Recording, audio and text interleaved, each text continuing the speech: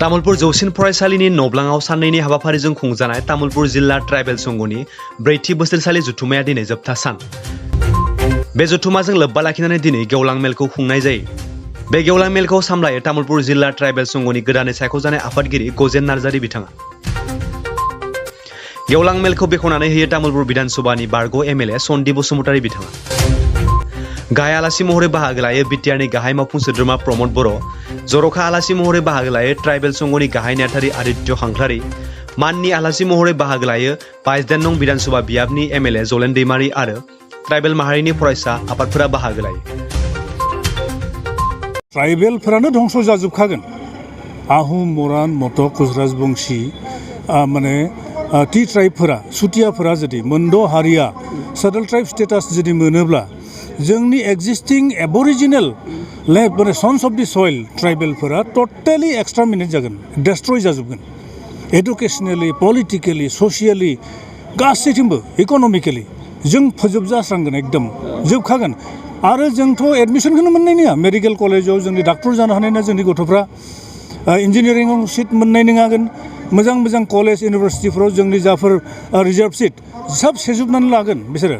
ओरैबायदि फार एडभान्स जोंनि दा एक्जिस्टिं ट्राइबेलनिबो। गतिके बेखौ जोङो जेब्लाबो मानिनानै लाया, जों जेब्लाबो कमप्रमाइज खालामो। ट्राइबेल सार्टिफिकेटखौ गोदो ट्राइबेल संघनो बिजिरनानै होनाय जायोमोन, नाथाय नैबे समाव डाइरेक्ट डिसिनो अनलाइन सिस्टेमाव आरो स्कुलासो बेखौ फर्मखौ साबमिट खालामो। मा बुङो बेखौ डिसिखौ रेसपन्सिबल खालामदों, एकाउन्टेबल खालामदों।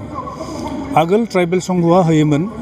ट्राइबेल संघआ होनो हानाय बेफोरबायदि मोनसे स्टेटिउटरि रुल बानायनानै WPT डिपार्टमेन्टआ होदोंमोन, WPT एन्ड BC डिपार्टमेन्टआ।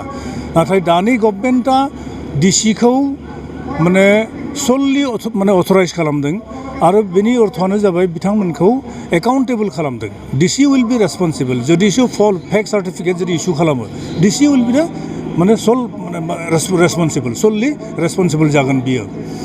आरो संघखौ ओरैनो नागाराखै, संघनोबो मोनसे दायित्व होदों जे आइडेन्टिफाइ खालामनांगोन संघआ। Caste and community organisation will identify the माने genuine claim of the settle tribe people. जोङो बेखौ खालामबाय थादों दायो। जों आइडेन्टिफाइ खालामदों आरो बे आइडेन्टिफिकेसनखौ लानानै केन्डिडेटफोरा अनलाइन एप्लाइ खालामगोन, अनलाइन आपल'ड खालामगोन। ट्राइबेल संघखौ मोनसे अजद लाबोदों जे गुवाहाटीनि जे लुलुपारायाव बर'फ्रा एभिकसन खालामजादोंमोन, बेयाव ट्राइबेल संघनिफ्राय फंसेबो राव होआखै होननानै। बेथ' नङा।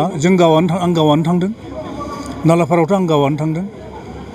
आबसुनि प्रेसिडेन्ट दिपेन बर' आं लोगोसे थांदों। जों माने रिलिफ हैदों आरो गभर्नमेन्टआव जों दाबि दिखांदों जे जोंनि मानसिफोरखौ मानो एभिकसन खालामदों होननानै। जेरावहाय आसामनि चिफ मिनिस्टारानो बुंखानाय ट्राइबेलफोरखौ एभिकसन खालामा होननानै। खारन फरेस्ट राइट एक्टनि गेजेराव बिसोरो ट्राइबेलफ्रा हानि माने मोन्थाइखौ मोनखायो, लेन्ड राइट्सखौ मोनखायो बिसोरो। माने बे बेलायाव जोंनि ट्राइबेल मानसिफोरखौ माने उइदाउट प्रायर नटिस माने एभिकसन खालामनाय जाखो होननानै जोङो प्रेस मिटबो खालामदों। ट्राइबेल माहारिनि हा हुनि सोमोन्दै, हा हुनि रैखाथिनि सोमोन्दै सावरायनाय जादों। जोंनि ट्राइबेलनि हा हुआ दासिमबो माने रैखाथि मोनाखै। आयेन थानायनि उनावबो माने Assam land and revenue regulation 1886 नि चेप्टार 10 थानायाव बा ट्राइबेल बेल्ट ब्लकनिफ्राय दासिमबो इलिगेल एनक्रचार बा इलिगेल इन्डास्ट्रिफोरखौ दासिम एभिक्ट खालामाखै। आरो ट्राइबेल संघआ जोङो दाबि खालामगासिनो जे आरो गुवाहाटी हाइकर्टआबो बुंखादों बै 78/2012 प्रद्युत बरानि केसाव मानगोनां गुवाहाटी हाइकर्टआ रोखा-रोखायै माने डाइरेक्सन होखादों गभर्नमेन्ट अफ आसामखौ जे जेरावहाय ट्राइबेल बेल्ट ब्लकआव एनक्रचमेन्ट जादों बिसोरखौ रिमुभ खालामनांगौ आरो इलिगेल इन्डास्ट्रिफोरखौ इमिडियेटलि रिमुभ खालामनांगौ, नङाब्ला डिसिनि दरमहा पर्यन्त दानगोन होननानै मोनसे डाइरेक्सन होनाय दङ। थेवब्लाबो खिन्थु गभर्नमेन्ट अफ आसामा मा खालामदों, एक्जिकिउटिभ डिसिसन लायाखै आरो कर्टनि बै डाइरेक्सनखौ बिथांमोना फल' खालामाखै। ओंखाय जोङो माने गोराहै गोख्रोङैनो जोङो डिमान्ड खालामदों जे इमिडियेटलि बेफोर ट्राइबेल बेल्ट ब्लकआव जानाय इलिगेल एनक्रचमेन्ट, इलिगेल इन्डास्ट्रिफोरखौ रिमुभ खालामनांगौ आरो रिकगनिसन अफ फरेस्ट राइट एक्ट बायदियै जोंनि हाग्रा माबायाव थानाय, फरेस्टआव थानाय ट्राइबेलफोरनो भुमि सत्व होनांगौ, भुमि पट्टा होनांगौ आरो जुग जुग जोंनि मानसिफ्रा जोंनि दखलाव थानाय हाफोरनि पट्टा होनांगौ।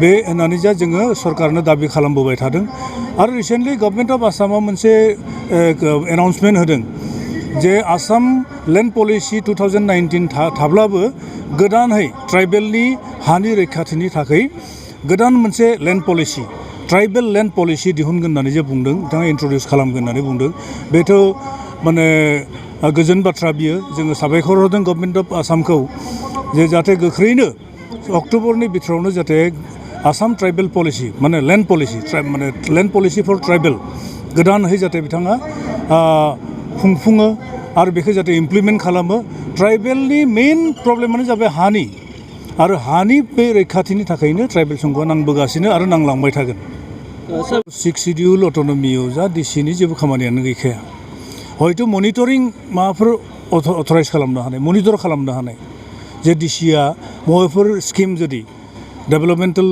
स्किमनि बेफोर साक्सेस जादोंना जायाखै खामानिफोरा मोजां जादोंना जायाखै बेखौ हयथ' भिजिल खालामनो हानाय मनिटर खालामनो हानाय खिन्थु एक्सेप्ट बेनि बादैथ' जेबो अधिकार डिसिहा गैया बिटिसिआव जा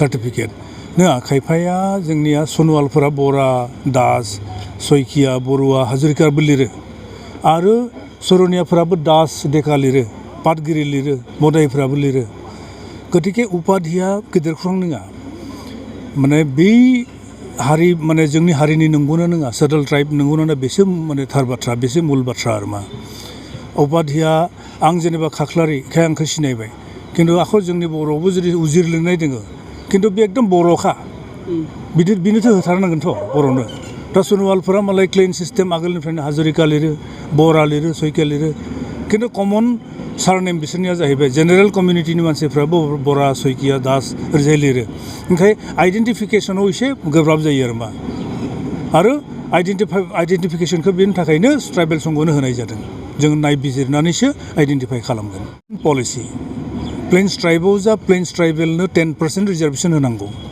आरो 10% एसेम्ब्लि सेगमेन्ट बा पार्लियामेन्ट सेगमेन्टआ रिजार्भ जाथारनांगोन जेरावहाय ट्राइबेल पपुलेसन बांसिन बेखौ ट्राइबेलनि थाखाय रिजार्भ खालामनांगोन जोंबो मोनसे हमवर्क खालामगासिनो आरो जोंबो इलेक्सन कमिसननो डिमान्डखौ खालामगोन